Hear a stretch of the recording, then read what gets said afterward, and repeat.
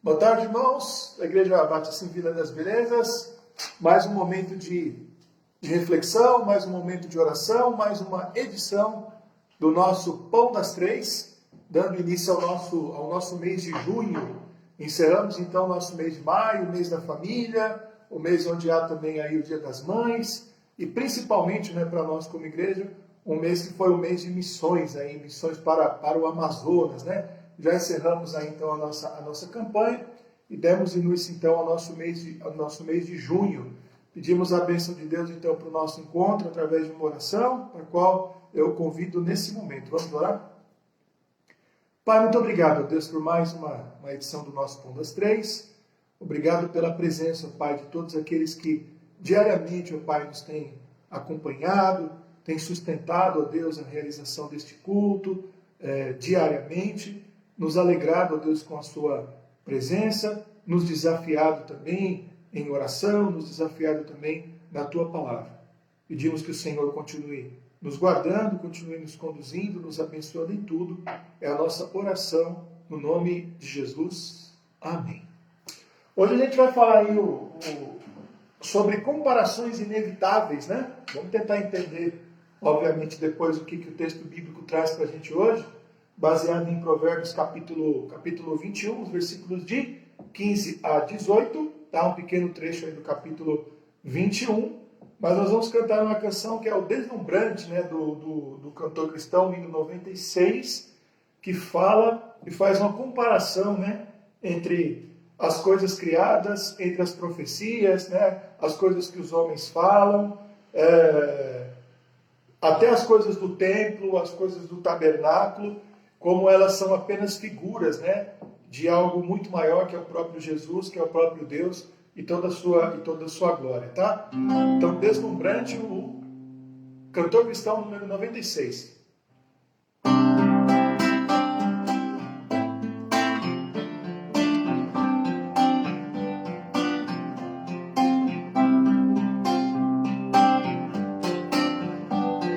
Se nos cega o sol ardente, quando visto em seu fulgor, quem contemplará aquele que do sol é criador? Patriarcas nem profetas o chegaram a vista, nem Adão chegou a vê-lo antes mesmo de pecar. Luz pra qual o sol é trevas, quem te pode contemplar? Nossos olhos muçulmanos não te podem enganar.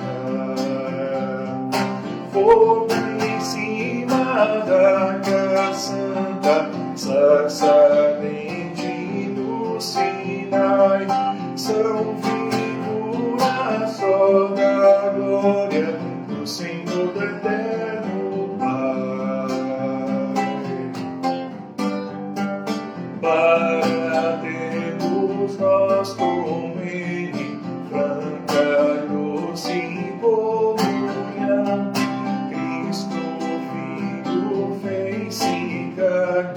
fez-se nossa redenção, para que na glória eterna nós iremos do sem véu. Cristo padeceu a morte, nova entrada abrindo ao céu.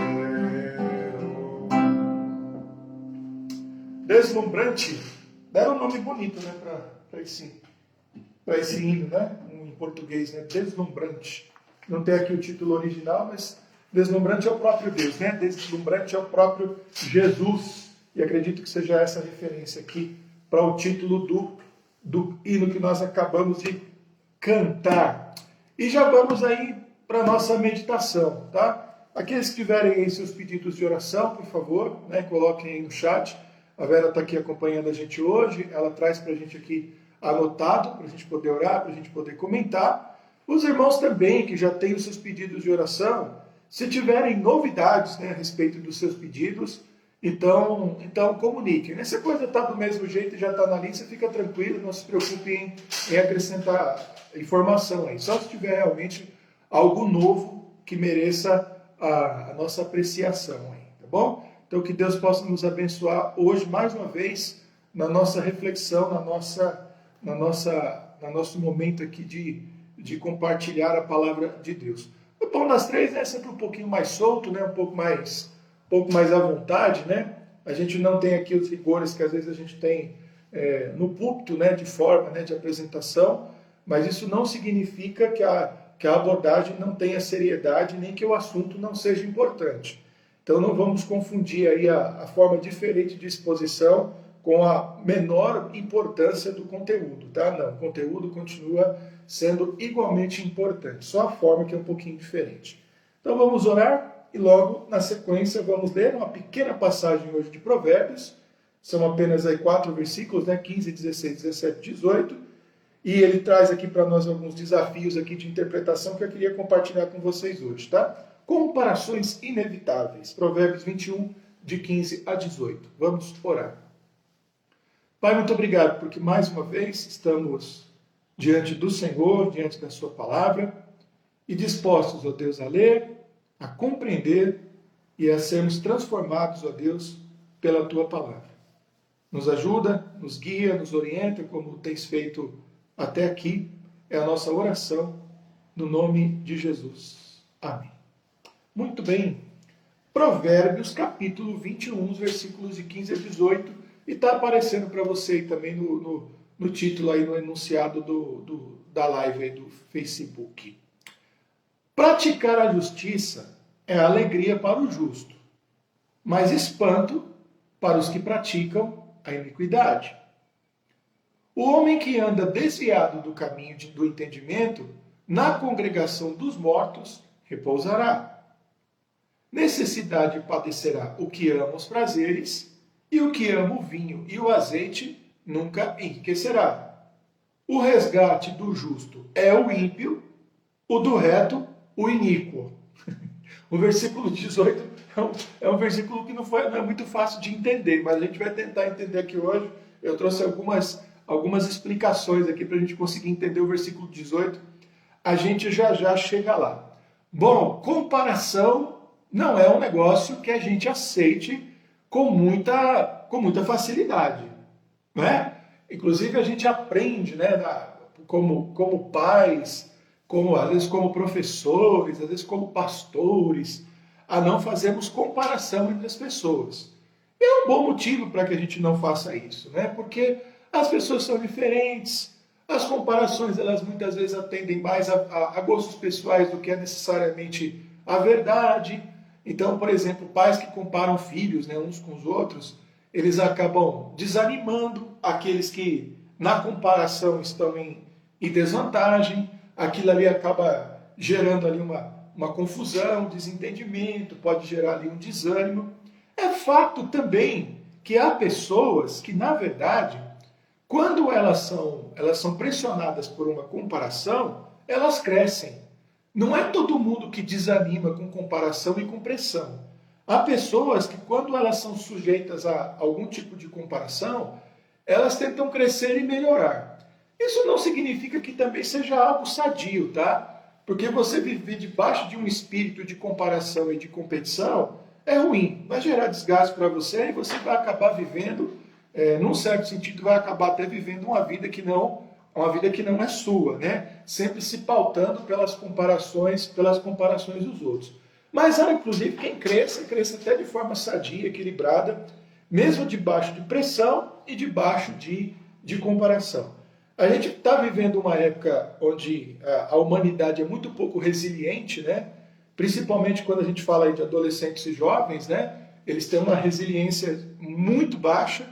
Então, as comparações para essa geração são ainda mais desastrosas, ou seja, poucos deles conseguem lidar bem com esse tipo de coisa. Mas, de um modo geral, a comparação, eu concordo também que não é uma coisa lá muito boa. Agora, veja bem, a gente deve evitar as comparações a todo custo, exatamente o contrário, né? A gente não pode evitar as comparações a todo custo. É curioso que quando a gente olha para a Bíblia, né? A Bíblia faz comparações de uma capa na outra, né? Se a gente parar para pensar, o primeiro problema que tem ali da humanidade, né, entre Caim e Abel, foi o pecado e tal, mas ali que vem ali a morte, né, os desdobramentos, já o pecado em plena operação, foi o fato, né, do Caim olhar, né, fazer uma oferta que não foi aceita e ver a oferta do seu irmão Abel sendo aceita. Ali foi um problema não é um problema apenas de comparação, há outros problemas ali. Mas houve ali uma comparação, né? Quando o próprio Deus aborda Caim, então onde é que está Abel, tal?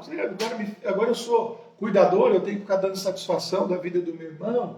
E Deus fala para ele, o sangue dele clama desde a terra e tudo mais. E aí ele diz, né? Se acaso procederes bem, não haverá aceitação para ti, não é? O mal bate à tua porta, cabe a ti dominá-lo. Em outras palavras, né, Caim também ouviu aquilo como uma comparação. Quer dizer, meu irmão era mais puro do que eu, por isso a oferta dele foi aceita. Né? Ainda há uma ou outra pessoa que lê aquele texto errado e dizem que uma oferta foi aceita de Abel por ser de animais e a outra por ter sido de plantas, né, de produtos da terra, e isso aí não é verdade. Tá? Tanto é que o produto da terra sempre foi recebido pelo próprio Deus, como oferta, como dízimo e tudo mais, isso nunca foi problema. Ali está o problema do coração. O coração de Abel era um coração reto e o coração de Caim não era um coração reto. Era um coração com inveja, com comparação, era um coração ruim. Vamos dar um pulo, né, lá para o Novo Testamento.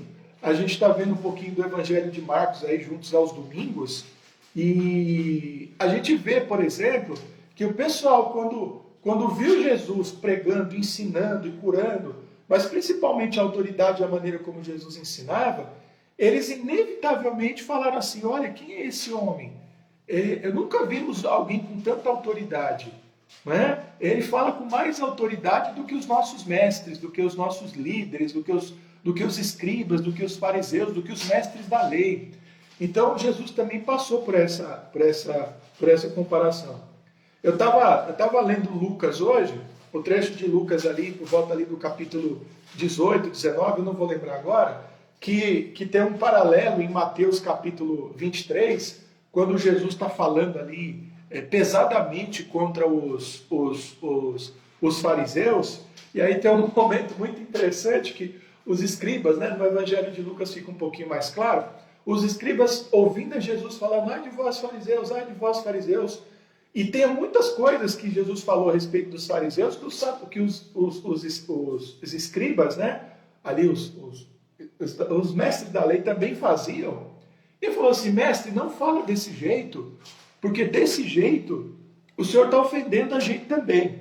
Aí é muito interessante, porque Jesus não pede desculpa, portanto ele assume que estava falando com eles também, dentro do pacote, que eles podiam ficar tranquilamente e se sentirem ofendidos com o que estava sendo dito, e aí ele começa a falar diretamente aos escribas, e aí as queixas ainda são mais duras, porque ele olha para aqueles homens e diz assim, vocês são portadores de toda a tradição, vocês estão ligados lá aos ensinamentos de Moisés, vocês não podiam estar pervertendo a verdade. Então Jesus é lógico que é um momento muito tenso, né, de acusações muito pesadas, mas a gente que lê a história e imagina o momento, sente até assim, dá até um certo sorriso, uma alegria, porque foi assim, Jesus não se deixou dobrar por aquela pressão, né? É como se ele dissesse assim, vocês estão dizendo que o que eu estou dizendo para os fariseus é ruim, mas peraí, o de vocês aqui está guardado, e é muito pior, né? E foi o que aconteceu. Então é uma situação ali, onde está havendo comparação entre a verdade, entre a mentira, entre a vida daqueles homens, os profetas do passado.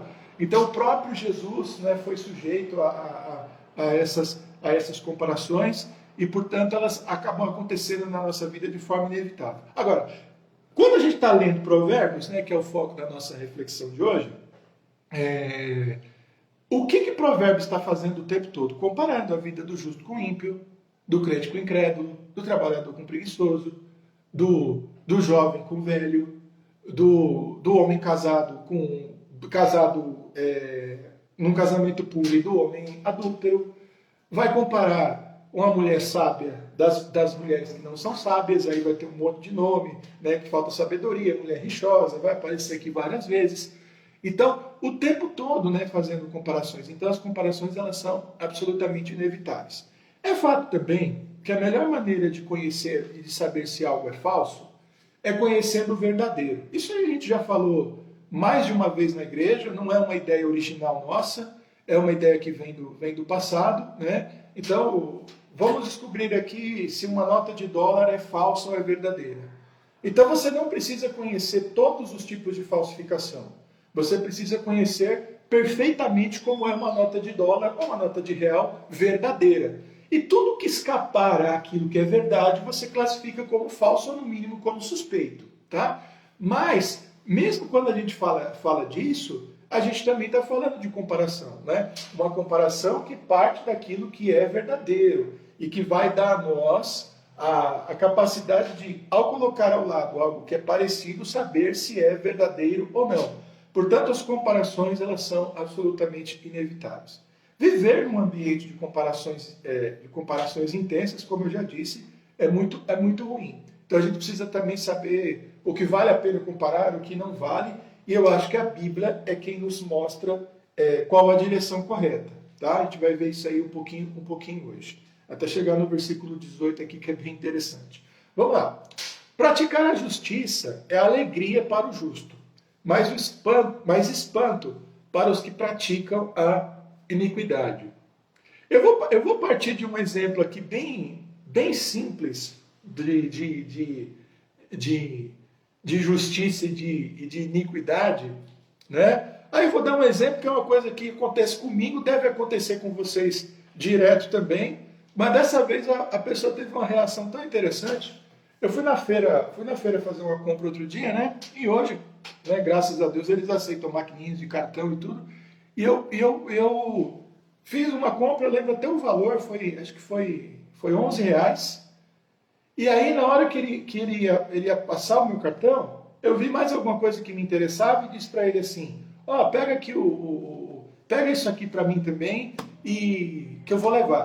Aí ele pegou, colocou na sacolinha, me deu, e aí ele tinha que somar ali, acho que mais R$ 3 ou R$ 4, era para dar 14 ou 15 reais. Quando ele me deu a maquininha, ele não somou aquele último valor e deu R$ 11. Eu falei, moço, você digitou o valor errado aqui, tá faltando você me cobrar o último produto. Ele olhou para minha cara, né, com um olhão desse tamanho, se fosse eu tinha deixado passar. Eu tinha cobrado esse valor, peguei, guardei aí, nem lembrei de somar o valor. Esse tipo de coisa não acontece toda hora. Aí quem ficou assustado fui eu, né? Porque é o correto, né? É o certo de se fazer. Você já deve ter passado por isso, né? Ter recebido um troco a mais, uma moeda a mais, né? A gente já viu pessoas confundindo notas, por exemplo, né? Ela te dá o troco pensando que você tinha dado uma nota maior. E, infelizmente, né, muitas pessoas acabam lesadas. Então, quando a gente fala da prática da justiça, ela é uma alegria para o justo e ela é também algo comum. Mas para o ímpio é uma coisa espantosa. Não é? Como é que alguém pode ser correto? Como é que alguém pode ser direito? Não é? Ninguém está vendo, ninguém vai saber. Ele levaria até vantagem, um dinheirinho a mais no bolso, uma vantagem numa determinada situação. Não é? Então, uma das coisas que, obviamente, né, o que pratica a iniquidade, ali, conforme o nosso texto, é porque, obviamente, ele não sente que ele tem que prestar contas para alguém. A verdade, a justiça e a honestidade não são valores que ele tem para si mesmo, né?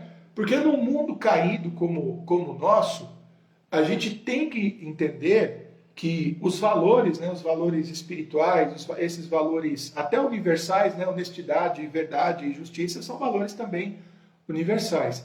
Eles não valem, eles valem para nós diante de Deus e muitas vezes valem para nós, para a nossa consciência, para a nossa própria alma.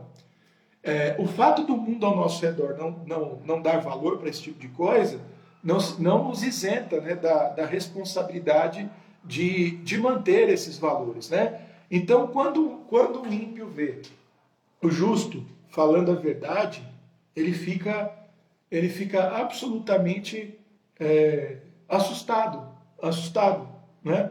Eu lembro, né, são situações aí de trânsito, né? Uma vez eu dei uma encostada no carro de um cara e deu uma arranhadinha, né?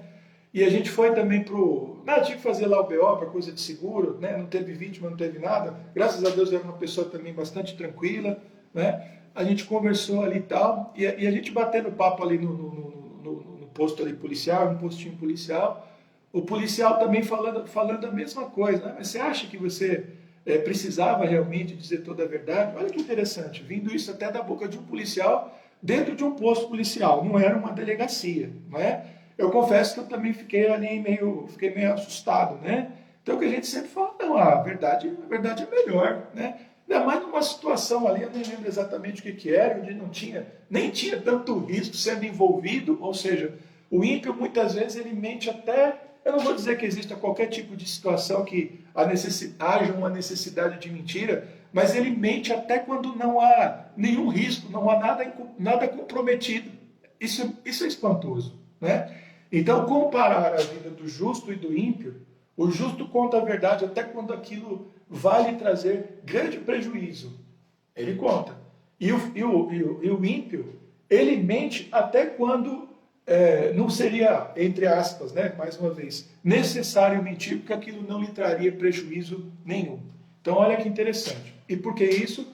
Porque o crente, o servo de Jesus Cristo, ele tem a quem dar satisfações e ele tem um compromisso moral com Deus e tem um compromisso moral, inclusive, consigo mesmo, mesmo vivendo num mundo que não lhe exige compromisso moral, muitas vezes até um mundo que exige dele um descomprometimento moral muito grande. O homem que anda desviado do caminho do entendimento, na congregação dos mortos repousará. Sempre que a Bíblia, então, traz alguma coisa falando do outro lado, ela também está trazendo um recado para o lado de cá. Por quê? Porque as comparações são inevitáveis, né? O homem que anda no caminho do entendimento, na congregação dos justos, viverá. Eu poderia parafrasear aqui ao contrário, né? Esse texto sem problema nenhum, porque eu tenho base bíblica de uma capa na outra para esse tipo de coisa, né? Por exemplo, o Salmo 1, que é o mais invocado nessas situações, mostra, né, como aquele que não anda no conselho dos ímpios, não se detém na roda dos escarnecedores, na roda dos, né, aquela coisa toda. Ele vai crescendo, vai desenvolvendo, é como a árvore plantada junto à ribeira de águas, que dá o seu fruto na estação certa, que ele vai permanecer para sempre na vida, na presença do Senhor e etc. Então, também a comparação é inevitável. Quem anda desviado do caminho do entendimento, na congregação dos mortos repousará, né? Por quê? O salário, o salário da falta de entendimento também é a morte, né? O salário do desvio da sabedoria, do caminho da verdade, também conduz à morte, tá? Então, mais uma comparação absolutamente inevitável. A primeira delas é que o justo, mesmo com prejuízo, ele faz a vontade de Deus, porque ele tem um compromisso com Deus e consigo, e o ímpio, mesmo sem prejuízo de si mesmo, ele mente, está sempre no caminho da iniquidade. Mais uma comparação, o fim do caminho da falta de entendimento é a morte, e o fim do caminho da busca pela sabedoria é a vida. 17.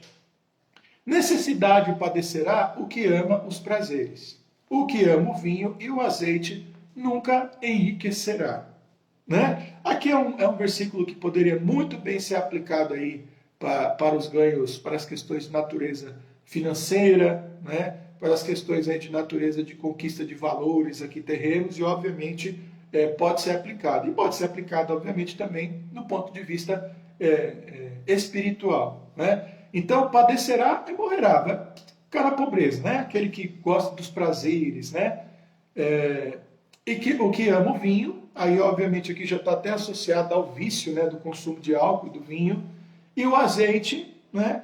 Aqui, lógico que o azeite, né, é símbolo de unção, é símbolo até para o Espírito Santo, de coisas muito boas, mas a gente nunca pode esquecer do uso das palavras dentro de um determinado contexto. Então, neste contexto, a palavra azeite, ela vem como um sinônimo de festa, de alegria, de mesa farta, de esbanjar as coisas, tá bom? Então vamos lá, não se esqueça. É que nem a palavra, vou pegar um exemplo aqui, a palavra fermento.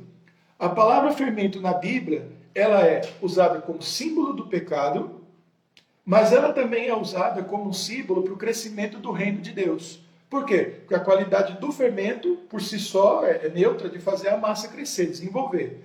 E aí ela é sinônimo, ela pode ser usada para o pecado e tudo. Ah, pastor, mas como é que eu sei?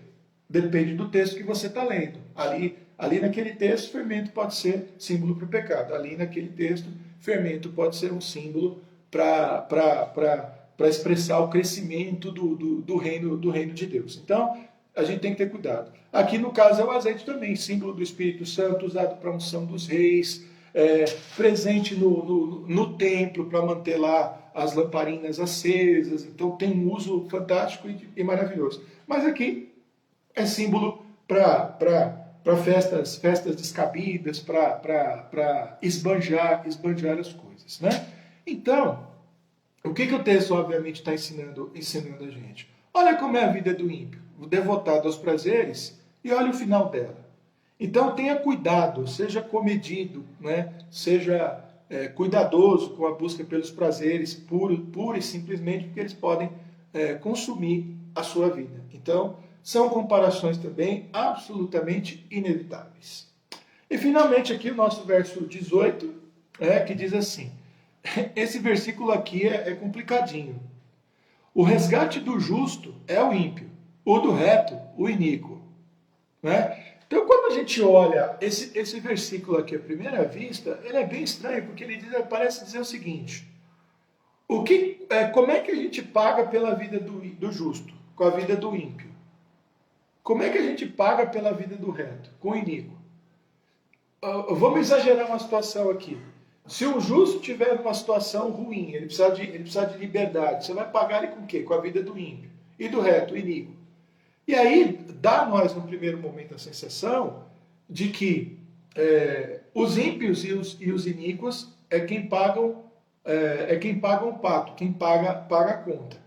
Parece até, no momento, isentar a responsabilidade que eles têm dos prejuízos que eles levam. Mas não é exatamente isso o que o texto está dizendo, e é mais um ponto alto aqui dos nossos comentários de hoje a respeito das comparações inevitáveis, né? Ou seja, a respeito do justo e do ímpio, do reto e do iníquo. Mais uma vez colocados lado a lado, mas agora numa situação extrema. Vamos ver aqui o que pode dizer.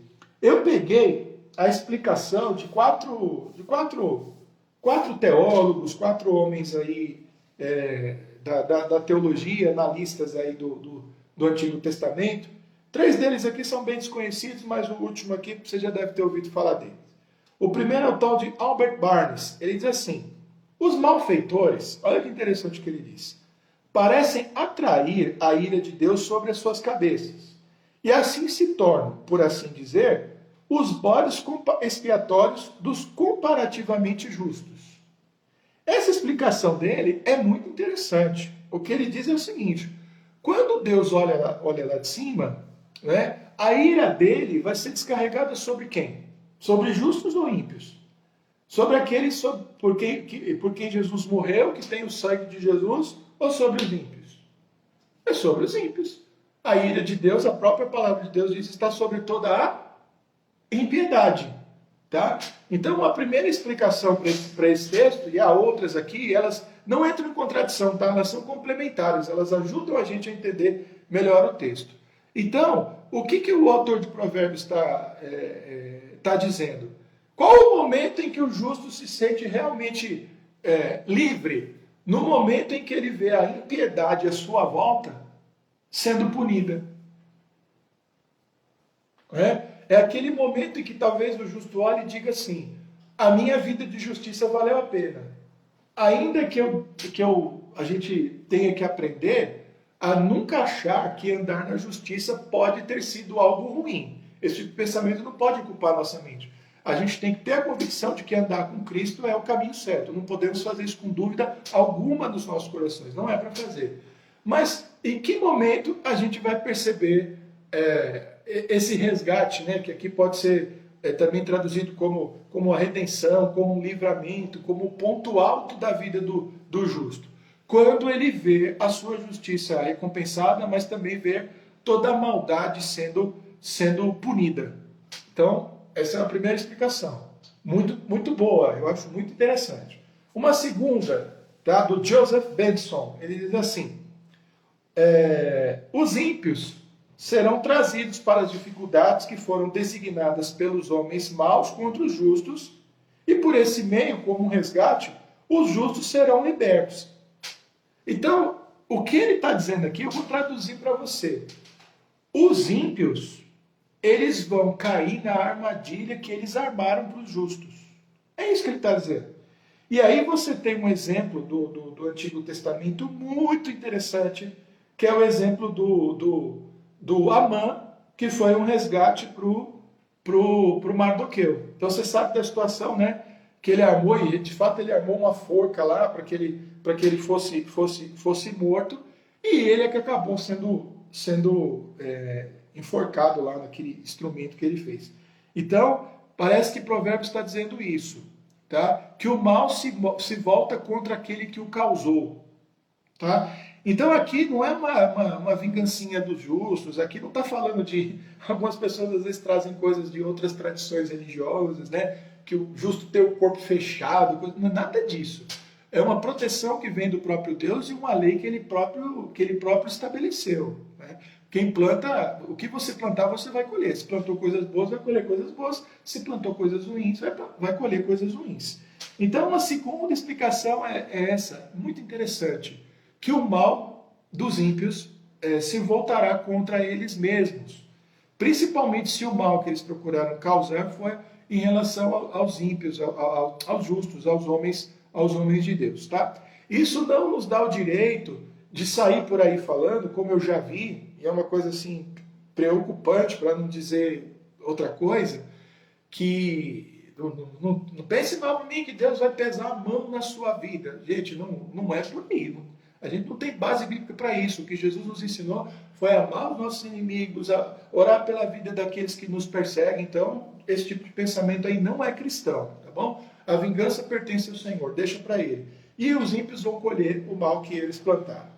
Um terceiro é o Adam Clarke, ele diz assim: Deus frequentemente, em seus julgamentos, corta os iníquos, a fim de impedi-los de destruir os justos. Em geral, descobrimos que os ímpios caem nas armadilhas e nas covas que cavaram para os justos. Então essa segunda parte do Adam Clarke é parecida com a do Joseph Benson anterior. Mas a primeira parte ele diz uma coisa muito interessante, que eu acho que traz para nós aquele conceito bíblico muito importante do remanescente. O que é o remanescente? É sempre aquela parte fiel do povo de Deus. Isso aconteceu muito no Antigo Testamento, né? Em que, sobrevindo o juízo, Deus nunca destrói os justos misturado com os ímpios. O juízo é sempre sobre a impiedade. E ele sempre preserva um remanescente justo. Ou seja, quando a ira de Deus vem, ela vem muito bem medida, calculada e certeira. Fica tranquilo que Deus não vai errar, ele não erra o raio da ira dele. Ele não erra. Você pode ficar tranquilo. Não deseje que o raio caia sobre a cabeça de ninguém.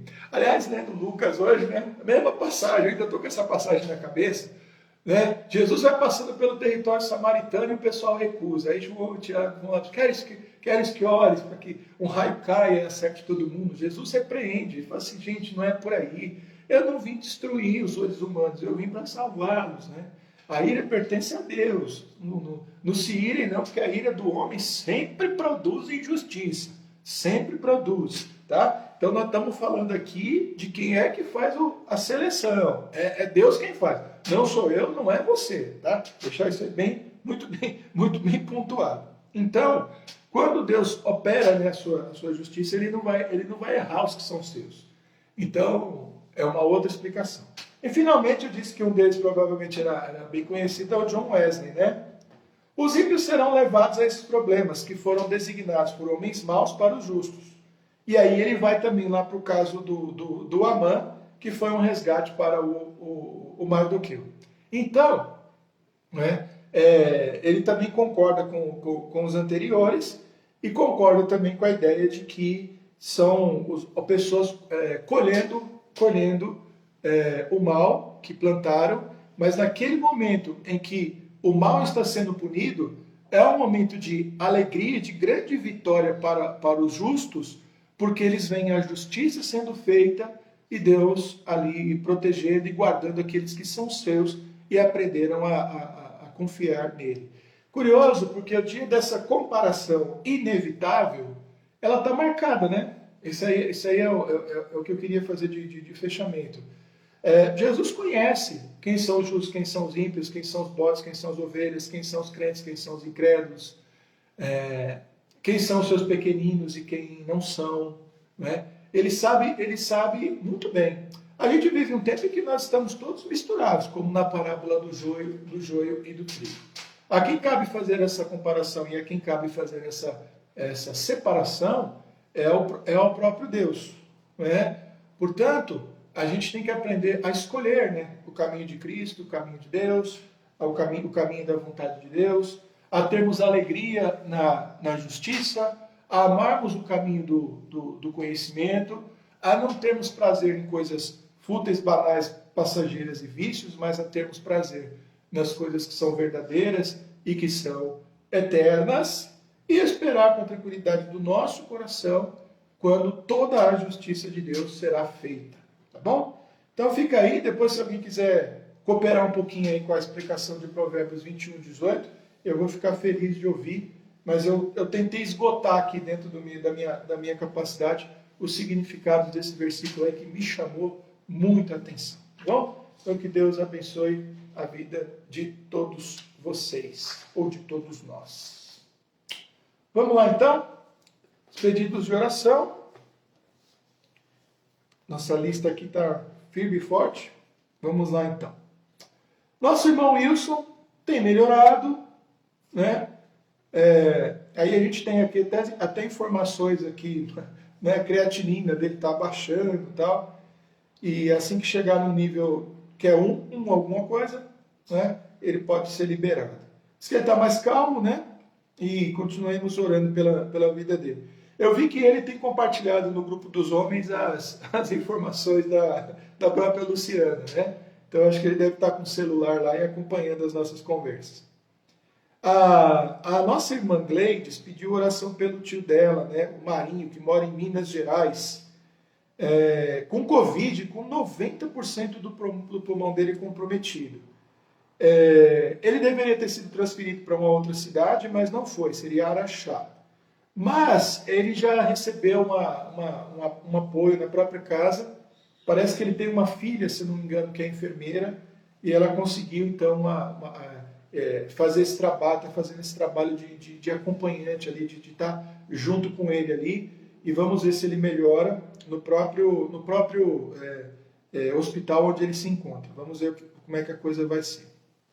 A nossa irmã Cida Fraga fala do vizinho dela, Daniel, que tirou a tireoide, né, uma glândula aí muito importante, né? E deu certo, né? Vai ter que adaptar bastante a vida dele aí, mas graças a Deus ele está se recuperando, né? A nossa irmã Darcy, né, nos trouxe aí notícias aí, atualizações. Então ela deixa um recado assim: o genro dela, Maurício, agradece as orações por sua família, tá? Ângela e a Luciana encerraram a quarentena, né, do Covid sem nenhuma sequela. O seu pai, Marcos, faleceu, né, no dia 30/5 e hoje faleceu o seu avô, Lucas. Então temos aí, infelizmente, aí, a passagem e a morte de duas pessoas, né? O seu Marcos e o senhor Lucas. A nossa irmã Maria do Carmo continua pedindo oração pelo seu cunhado Arlindo, sem movimentos no braço. E a Thalita Brock, né, pedindo pelos seus familiares, né, falando que o André saiu do oxigênio, mas vem melhorando. Tá? E a Tarciana também se recuperando pouco a pouco. E as crianças, né, os filhos, estão aí sem sintomas. Não sei se pegaram Covid, mas as crianças estão bem, passando bem, com tranquilidade. Né? Então a gente tem internados o Marinho, né, o André, que eu já citei, Brock, o Oséias, o Rubem, o Djalma, a Aline Matos, o Oswaldo e o Nanau e o Alessandro. Nanau e Alessandro, né? Nanau é primo do pastor Israel, Alessandro filho da nossa irmã Irailda. Eu tenho recebido aí atualizações aí diárias, né, do Alessandro, mas aí a gente vai comunicando quando a gente realmente tiver mudanças aí um pouco mais significativas, tá? Mas o quadro dele vem melhorando, mas ele continua entubado e precisando aí das nossas orações, tá? A infecção, o que ele tinha também vem reduzindo, mas ainda não o suficiente para tirá-lo da intubação. Algumas pessoas ainda, né, em casa, a terceira, né, que eu já falei, o Sebastião, a Ingrid, do nosso irmão Nilson. Nilson, dá uma atualizada para a gente aí na situação da Ingrid. A Karina e o seu Edivaldo. O seu Edivaldo também, pedi para a Usana, né? A Usana provavelmente deve estar trabalhando nesse horário, não deve estar vendo o Pão das Três, mas são dois casos para a gente dar uma atualizada, tá? Da Ingrid e do seu Edivaldo. Da Ingrid e do Nilson e também do seu Edivaldo, que é o pai do nosso irmão Samuel, né? Às vezes a Silvia está acompanhando a gente aí, se de repente alguém se manifestar, aí você avisa, tá? Eu imagino que ele já tenha se recuperado. Ele é um senhor, acho que com mais de 80 anos de idade, se recusou a tomar vacina, não estava querendo ir no médico, acabou indo. Eu sei que ele recebeu as orientações médicas e as medicações para tratar em casa, e muitas vezes a falta de notícias, né? É uma notícia muito boa, tá? Então, só para a gente ter certeza, que eu acho que a gente já pode tirar a Ingrid e o Edivaldo, seu Edivaldo da lista. Então é isso aí, irmãos. Além disso, temos enlutados, temos desempregados, idosos, né? Hoje eu vi um dado aí econômico do Brasil aí, falando de crescimento aí da ordem de 5%, retomada de empregos. A gente fica tão feliz, né, de ouvir essas coisas, né, mesmo numa situação tão difícil como essa do Covid. E a gente espera, obviamente, que essas informações se confirmem, né? Então é isso aí. Vacinas, né? Já está começando a chegar aí nas idades mais baixas aí, né? 50 e poucos anos, 40 e tantos, né? Pessoal com comorbidades aí, com idades menores também, já começam a poder ser vacinadas. Acho que agora já pessoas da faixa aí dos 30 e poucos anos, né, informado, mas que tenham problemas de comorbidade de alguma maneira confirmadas, tá bom? Já podem começar também a se vacinar. Temos aí muitas pessoas também lutando contra o câncer, a Jônia, a Juliana Bandini, a Thaís Santana, né? O Arlinécio, o seu José, o seu Somar, o Luzenaide, a Vilma, né, que tem sido aí uma luta de oração aí da Nélia, né? Ela está sempre nos atualizando. A Vilma também, outra Vilma, né, que é o pedido da nossa irmã Carmelita, Stefânia, Janilda, tá bom? Então são pessoas aí que têm lutado contra o câncer. Muito bem, nós vamos orar. Apareceu alguma coisa aí? Não? Então tá bom. Vamos orar então, irmãos, colocando a vida de todo esse pessoal aí nas mãos do Senhor. E as nossas vidas também, né? Para que o Senhor continue nos guardando e nos protegendo. Pai, nós te agradecemos, ó Deus, em nome de Jesus, pelo início de mais um mês das nossas vidas, o mês de junho. Te agradecemos, ó Deus, pelas vitórias, conquistas, bênçãos, ó Deus, alegrias e trabalho realizado no mês de maio. E pedimos, ó Deus, que neste mês o Senhor, mais uma vez, nos direcione, nos fortaleça e nos guie, ó Deus, para que a Tua vontade, ó Deus, seja feita. E uma das coisas que desejamos fazer, ó Deus, é continuar orando, buscando o Senhor, intercedendo pela vida de tantas pessoas. Te agradecemos, ó Deus, pela vida do nosso irmão Wilson, que vem melhorando dia após dia. Já há expectativas no horizonte próximo, ó Deus, de uma alta, o pai do hospital. E peço que os médicos continuem, ó Deus, cuidando dele, ó Deus, e que o corpo dele responda aos tratamentos. Abençoe a vida do seu Marinho também, lá em Minas Gerais, o tio da nossa irmã Gleides, que está num momento muito difícil de saúde, numa internação muito complicada. Nós te agradecemos porque ele conseguiu, ó Deus, um apoio familiar, ó Deus, de uma forma um pouco mais próxima, mais integral no hospital. E acreditamos que isso, ó Deus, vai tranquilizar o coração dele, mas que ele não fique, ó Deus, sem acompanhamento, sem tratamento, sem as medicações corretas. Abençoe toda a família também da nossa irmã Darcy, ó Deus, os seus filhos, ó Deus, com os seus parentes, ó Deus, sogros, ó Deus, avós, enfim, que passaram, ó Deus, pela Covid. Infelizmente, algumas pessoas também partiram. Nós sabemos, ó Deus, que a tua vontade tem sido feita e que o Senhor, ó Deus, é capaz de consolar, ó Deus, os corações enlutados. Pedimos pela vida também, ó Pai, de muitas pessoas que estão lutando, ó Deus, contra o câncer, ó Deus, e que foram, ó Deus, citadas, ó Deus, e que estão constantemente aqui nas nossas listas, ó Deus, como a Vilma, ó Deus, que está com um problema bastante avançado do câncer, um pedido da Nélia. Pedimos também pela vida do seu Elsomar, ó Deus, que é o pai da Júlia, que também luta, ó Deus, há muitos anos, ó Deus, com câncer, ó Deus, na cabeça. Outros irmãos, ó Deus, também, que têm parentes, ó Deus, que vêm lutando, ó Pai, dia após dia. Está em Santana também, que tem sido constante, ó Deus, nas nossas listas de oração. Que o Senhor continue abençoando, ó Deus, nessa nova fase de tratamentos, que as medicações possam fazer efeito, possam ajudá-lo, ó Deus, a vencer, ó Deus, o câncer, ó Deus. Tire dela também, ó Deus, as dores, as dificuldades também que toda medicação causa. Pedimos, ó Deus, também pelo processo de vacinação e temos clamado, ó Deus, dia após dia. Te agradecemos porque idades, ó Deus, cada vez menores vêm sendo alcançadas, mas oramos, ó Deus, para que toda a população brasileira seja vacinada o mais rápido possível, chegando até, ó Deus, os mais jovens, para que, ó Deus, os riscos da Covid possam ser diminuídos, ó Deus, e para que pouco a pouco todo o país possa voltar, ó Deus, às suas atividades normais. Pedimos pela situação econômica também do nosso país, te agradecemos pelo aumento, ó Pai, discreto, ó Pai, do PIB, que tem gerado abertura de postos de trabalho, e pedimos que, ó Deus, além de um número, isso possa, ó Deus, trazer a nós uma percepção real, ó Pai, de famílias sendo abençoadas com um trabalho, de endividados pagando as suas dívidas, de pessoas, ó Deus, que estão desempregadas, conseguindo, ó Deus, um trabalho e uma ocupação, que além do dinheiro, ó Deus, dá a eles também alegria, dignidade, enfim, ó Deus, e uma série de coisas muito importantes, ó Deus, para a vida, ó Deus, de um ser humano, sobretudo daqueles, ó Deus, que conhecem o Senhor e conhecem a tua palavra. Te agradecemos pela nossa campanha de missões também, pelos resultados, ó Deus, alcançados, ó Deus, para o Amazonas.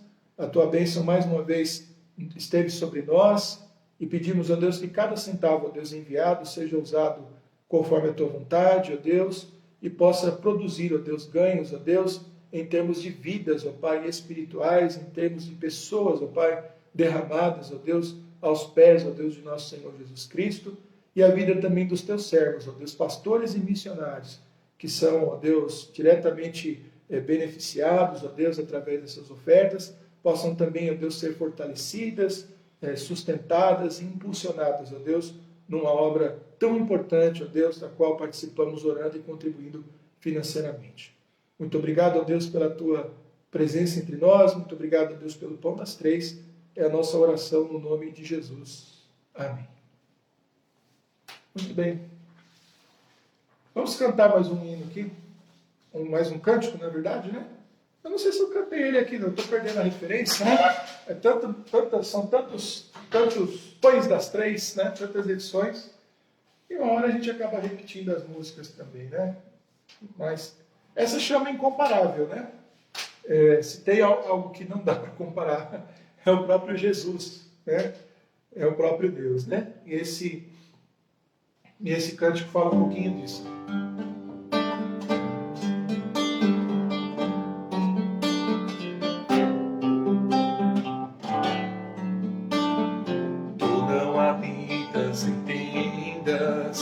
Em templos feitos por mãos, eterno, perfeito, princípio e fim, acima das religiões. Não há nada no céu, na terra ou no mar, semelhante a ti, Senhor. Tua imagem está revelada em nós, expressão do teu amor. Incomparável, Senhor, tu és.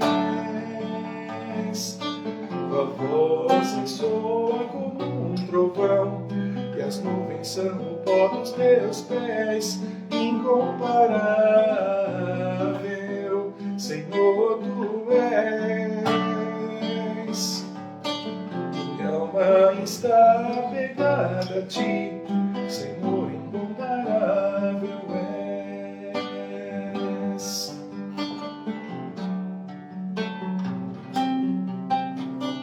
Tu não habitas em tendas, nem em templos feitos de mãos. Eterno, perfeito, princípio e fim, acima das religiões. Não há nada no céu, na terra ou no mar, semelhante a Ti, Senhor. Tua imagem está revelada em nós, expressão do Seu amor. Incomparável, Senhor, Tu és. Tua voz ressoa como um trovão, e as nuvens são o pó dos teus pés. Incomparável, Senhor, Tu és. Minha alma está pegada a Ti, Senhor, incomparável és. Senhor, incomparável és. Senhor, incomparável és. É isso aí, irmãos. Hoje é terça-feira, dia 1º de junho. Portanto, amanhã, a gente já sabe, mas é sempre bom avisar, não temos Pão das 3 no dia de amanhã, porque amanhã temos o nosso culto às 20 horas no YouTube com o pastor Israel. E voltamos ao Pão das 3 na quinta-feira, ou voltamos com o Pão das 3 na quinta-feira com o pastor Márcio Sarraf. Continuem firmes, orando, lendo a Bíblia, acompanhando aí as atividades da igreja, se protegendo também aí do vírus, que aquilo que todo mundo já sabe, máscara, evitar aglomeração, álcool em gel, não vamos dar sopa não, porque essa doença aí, ela realmente é muito cruel. Mas nada se compara ao nosso Deus que continua nos guardando e nos protegendo. Então, fiquem em paz e até o nosso próximo encontro.